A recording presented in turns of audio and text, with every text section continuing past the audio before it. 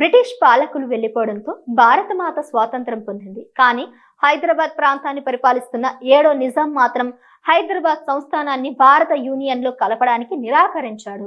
తనని స్వతంత్ర రాజుగా ప్రకటించుకొని పాలన కొనసాగించాడు.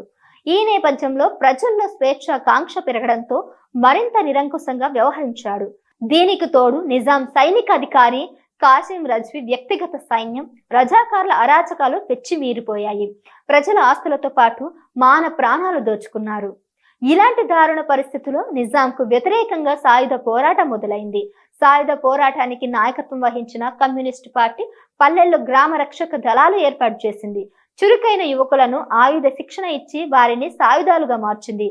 ఆయుధాలు పట్టిన రైతులు, కూలీలు, బడుగు బలహీనలు ప్రాణాలకు తెగించి పోరాడారు. ఈ క్రమంలోనే ప్రస్తుతం సిద్దిపేట జిల్లా ధూళిమిట్ట మండలంలోని బైరానపల్లిలోను బలమైన గ్రామ రక్షక దళం ఏర్పడింది.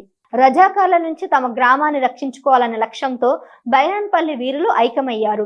శత్రువులపై దాడి చేయడానికి గ్రామంలో శిథిలావస్థలో ఉన్న కోట బురుజును పునర్నిర్మాణం చేసుకున్నారు.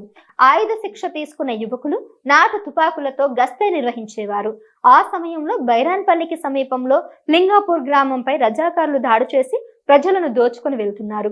దీన్ని గమనించిన బైరాన్పల్లి గ్రామ రక్షక దళం వారిపై దాడి చేసి సొత్తు స్వాధీనం చేసుకుంది.